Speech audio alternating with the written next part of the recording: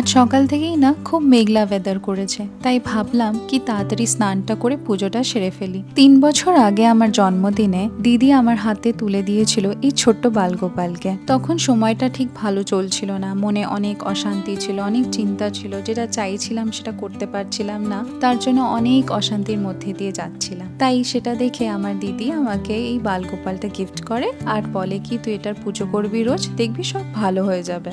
আজ 3 বছরেরও উপর হয়ে গেছে আমি গোপালের সেবা করছি, অ্যান্ড যবে থেকে আমি পুজোটা শুরু করেছি তবে থেকে আমার জীবনে অনেক পজিটিভ জিনিস হয়েছে। আগে যেমন ছোট ছোট কথায় খুবই ইমপেশেন্ট হয়ে পড়তাম, ছোট ছোট ফেলিয়ার্সে খুব ডিপ্রেসড হয়ে পড়তাম, বাট এখন সেটা হয় না। এখন আমি অনেকটাই নিজেকে পেশেন্ট এবং মন অনেক শান্ত করতে পেরেছি। আরেকটা জিনিস যেটা আমি মনে করি, তোমার লাইফে যদি যতই ডিফিকাল্টি আসুক না কেন, স্পিরিচুয়ালিটি এমন একটা জিনিস যেটা তোমাকে স্ট্রেংথ দেয় to fight with that situation. শুধুমাত্র নিজের উপরে বিলিফ রাখবে, নিজের ভগবানের উপরে বিলিফ রাখবে, আর যাই হোক না কেন সেটা তোমার ভালোর জন্যই হবে। শুধু আমাকে চেষ্টাটা অনেস্টলি করে যেতে হবে, ব্যাস, তারপর দেখবে লাইফ অনেকটাই সিম্পল হয়ে গেছে।